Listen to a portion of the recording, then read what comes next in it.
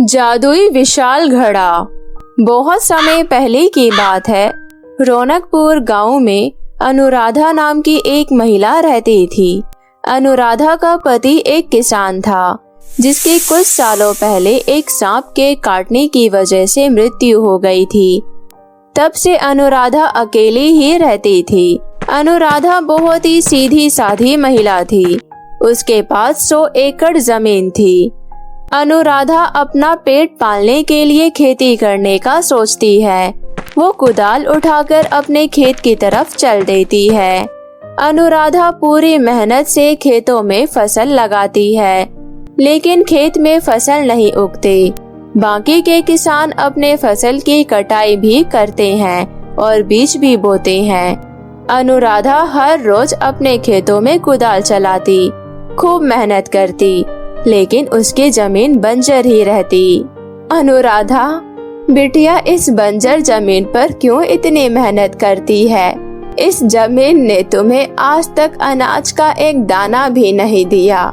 मेरी मानो तो तुम्हें इस जमीन को बेचकर किसी और जगह जमीन खरीद लेनी चाहिए। नहीं काकी, ये जमीन तो हमारे पुरखों की है और मेरे पति भी इसी में खेती किया करते थे। मुझसे जरूर फसल उगाने में कोई गलती हो रही है, पर मैं कोशिश करती रहूंगी। जैसे तेरी इच्छा बिटिया, ऊपर वाला तुझे खुश रखे। अनुराधा किसी भी कीमत पर अपना जमीन नहीं बेचना चाहती थी। उसने कई दिनों से खाना भी नहीं खाया था, सिर्फ फल खाकर खेतों में मेहनत करती रही। अनुराधा ने हिम्मत नहीं हारी। वो हर रोज कुदाल चलाती रही। मैं तब तक जमीन को खोदती रहूंगी जब तक मेरी जमीन उपजाऊ नहीं हो जाती। मैं हर साल बीज बोती हूँ, आखिर ये बीज जाता कहाँ है? अनुराधा कुदाल चलाती रही। अब मैं बहुत थक गई हूँ। अनुराधा ने पूरे खेत में कुदाल चलाई। आखिर दोपहर के समय उसने आराम करने की सोची।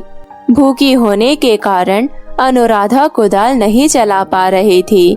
वो अपना काम रोकने ही वाली थी कि उसकी कुदाल जमीन में किसी चीज से टकराई। ये क्या है? ये आवाज तो किसी धातु की लग रही है। ओह, इतना बड़ा घड़ा! बड़ी अजीब बात है।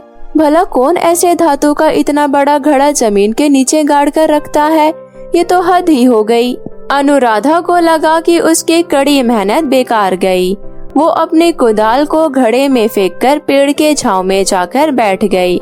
अब तो मुझे ये जमीन बेच ही देनी चाहिए। आखिर कब तक मैं इस तरह से भूखे रहूंगी? ये बंजर जमीन मुझे कभी कुछ नहीं दे सकती। अनुराधा पेड़ की छांव में बैठकर आराम से फल खाने लगी। उसे बहुत ज्यादा भूख लगी थी। वो घंटों उस पेड़ की छांव में बैठकर अपनी जमीन के बारे में सोचती रही और उदास हो गई। उसे पता था कि अब उसे ये जमीन बेचनी ही पड़ेगी, क्योंकि उसके पास और कोई रास्ता नहीं था। मुझे ये पुरखों की जमीन अब बेचनी ही होगी। अब मुझे अंधेरा होने से पहले घर चलना चाहिए। अनुराधा जब अपना कुदाल लेने घड़े के पास पहुंची तो वो हैरान रह गई, क्योंकि वो विशाल घड़ा कुदाल से भर गया था। ये क्या? मैं तो आज पूरे दिन यही हूँ, फिर इस विशाल घड़े में इतना सारा कुदाल कौन रख कर गया? अनुराधा ने देखा विशाल घड़े में बहुत सारी कुदालें थी, जो बिल्कुल उसके कुदाल की तरह ही थी। अनुराधा समझ नहीं पा रही थी कि आखिर इनमें से उसकी कुदाल कौन सी है। ये नहीं हो सकता, कहीं ये जादुई घड़ा तो नहीं? अनुराधा ने विशाल घड़े में से सारी कुदालें बाहर निकाली और घड़े को परखने के लिए उसमें एक अमरूद डाला। उसे अपनी आंखों पर यकीन नहीं हो रहा था कि एक अमरूद 100 अमरूदों में बदल गए। ये तो सचमुच जादुई घड़ा है। मुझे इसे घर ले जाना चाहिए। ओह, ये तो बहुत भारी है। मुझे इसके लिए रस्सी लानी पड़ेगी। अनुराधा रस्सी लाकर रस्सी का एक छोर घड़े से बांधती है और दूसरा अपने कमर से, और उसे घसीटते हुए घर ले आती है। रास्ते में वो सोचती रही कि आखिर घर ले जाकर सबसे पहले वो घड़े में क्या डालेगी। मैं सबसे पहले इसमें अंगूर रखूंगी। मुझे अंगूर बहुत पसंद है।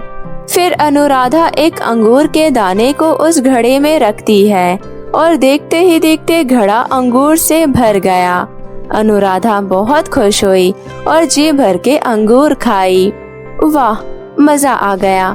मैंने आज तक इतने मीठे अंगूर नहीं खाए, पर मैं बाकी बचे इतने सारे अंगूर का क्या करूँगी? अच्छा, मैं इस अंगूर को बेचकर पैसे कमा सकती हूँ। हाँ, तब अनुराधा को समझ आया कि ये घड़ा सिर्फ उसे खाना ही नहीं बल्कि पैसे कमाने में भी उसकी मदद कर सकता है। सारे अंगूर बेचने के बाद अनुराधा ने घड़े में कई प्रकार की वस्तुएं डाली। जब उसे कपड़े की जरूरत पड़ती तब वो एक छोटे कपड़े का टुकड़ा घड़े में डाल देती। तुरंत घड़ा उसे बहुत सारे कपड़े दे देता। इस तरह अनुराधा कपड़े, फल, अनाज घड़े में डालती रही और घड़ा भी उसे बहुत सारी चीजें देता रहा। अब तो अनुराधा अपने साथ गरीब और जरूरतमंद लोगों की भी मदद करने लगी थी।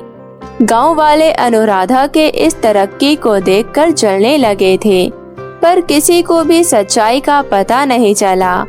अनुराधा हमेशा अपना घड़ा घर के एक कोने में कपड़े से ढककर छुपाकर रखती थी।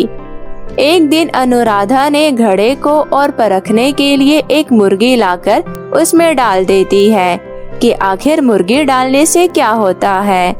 तभी अचानक घड़े में से फड़फड़ाते हुए बहुत सारी मुर्गियां बाहर निकलती है। अनुराधा का पूरा घर मुर्गियों से भर गया। हर तरफ मुर्गियां ही मुर्गियां थी।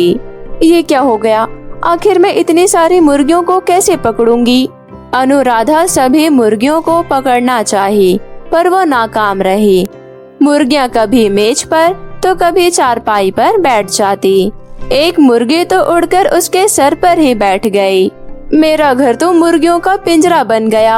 अब मैं क्या करूं? फिर अनुराधा के दिमाग में एक आइडिया आया। वो घर से भागने लगी। मुर्गियां भी उसके पीछे पीछे भागने लगी। अनुराधा के घर से इतनी सारी मुर्गियों को निकलता देख सभी गांव वाले हैरान रह गए। इतनी सारी मुर्गियां, मुझे अब इस घड़े को समझदारी से इस्तेमाल करना होगा। तभी राजा का एक सिपाही अनुराधा की ये बात सुन लेता है और उस जादुई विशाल घड़े के बारे में राजा को जाकर सब कुछ बता देता है। वह जादुई घड़ा है तो उसे मेरे पास होना चाहिए। तुरंत अनुराधा और उस घड़े को मेरे पास ले आओ। अनुराधा समझ गई कि राजा ने उसे घड़ा लेकर क्यों बुलाया है। ये राजा तो बहुत ही लालची है। उसे शायद सारा धन खुद के लिए चाहिए। वह घड़ा यहाँ ले आओ। यह तो वाकई ही विशाल घड़ा है, पर यह घड़ा इतनी सारी मुर्गियाँ कैसे दे सकता है? जरा देखूं तो इसके अंदर आखिर है क्या? अरे नहीं, रुक जाइए महाराज। लेकिन बहुत देर हो चुकी थी। जैसे ही राजा घड़े के अंदर झांका, वो फिसलकर घड़े के अंदर गिर गया। अब अंदर से 100 राजा उछल उछल कर घड़े में से बाहर आने लगे।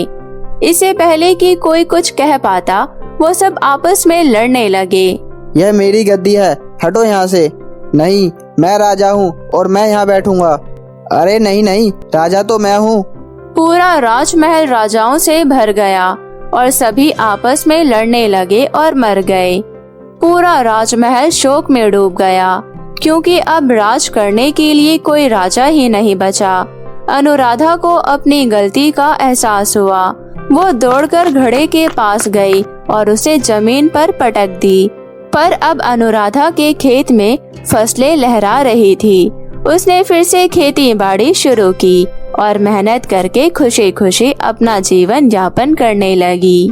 तो मेरे प्यारे दोस्तों, कैसी लगी आपको मेरी ये कहानी? मुझे कमेंट करके जरूर बताएं और इसे अपने दोस्तों के साथ भी शेयर करें। और हाँ दोस्तों, अगर आपने अब तक मेरे चैनल को सब्सक्राइब नहीं किया है तो जल्दी से नीचे लाल बटन दबाकर अभी सब्सक्राइब कर ले। तो मिलती हूँ मैं आप सभी से फिर किसी नई कहानी के साथ। तब तक अपना ध्यान रखें। बाय बाय दोस्तों।